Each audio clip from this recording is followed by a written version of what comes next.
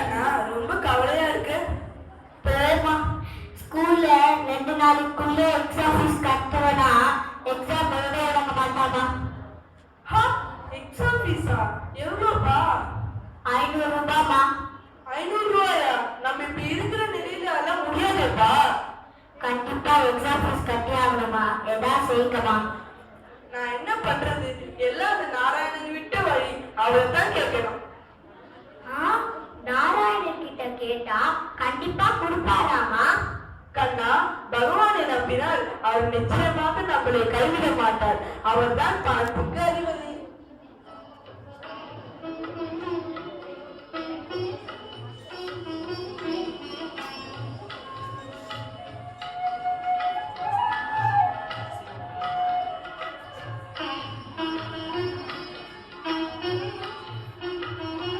நான் எப்படி சுவாமி கிட்ட கேட்கறது?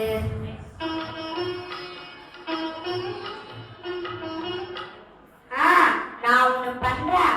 நான் சுவாமிக்கு ஒரு கடிதம் எழுதி போடுறேன். அம்மா, நான் போஸ்ட் ஆபீஸ் வரைக்கும் போயிட்டு வந்துடுறேன்.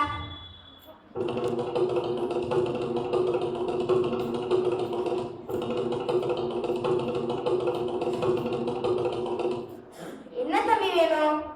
எனக்கு ஒரு போஸ்ட் கார்டு வேணும் சார். இந்தாப்பா. சார், எனக்கு ஒரு உதவி சார். என்ன உதவி? பகவான் நாராயணர் இருக்கார்ல, அவரோட அட்ரஸ் தாங்களேன். என்னடா இது ஆச்சரியமா இருக்கே.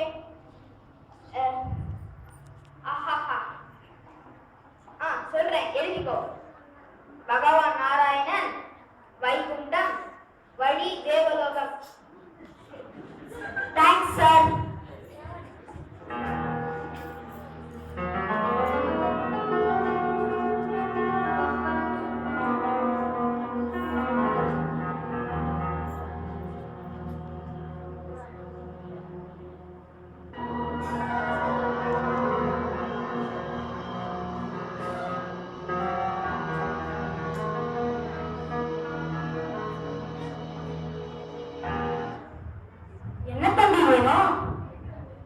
ஐயா, நான் பகவானுக்கு ஒரு கடிதம் எழுதியிருக்கேன். அதை நான் போஸ்ட் பண்ணணும். பகவான் நாராயணனுக்கா? எதற்காக? ஏன்னா என்னோட எக்ஸாம் ஃபீஸ்க்காக நான் சுவாமி கிட்ட உதவி கேட்டிருக்கேன்.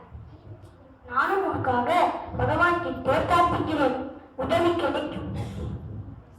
ரொம்ப நன்றி ஐயா. ஆமா, நீங்க எங்க இருக்கீங்க? நான் பக்கத்தில் இருக்கும் சாய் சமிதியில் தினமும் மாலை பஜனைக்கு வருவேன். உன்னுடைய விலாசத்தையும் கூறு.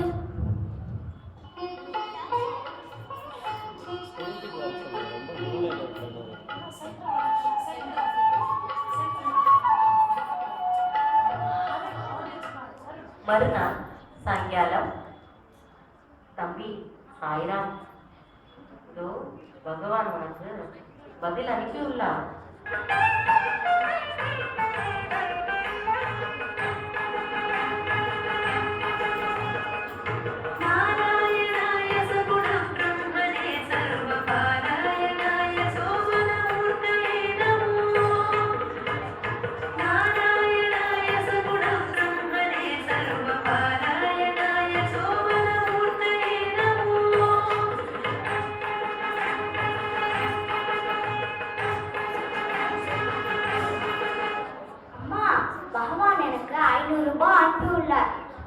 நான் கடிதம் எழுதினேனே, உண்மையிலே பகவான் உயர்ந்தவர் தான்.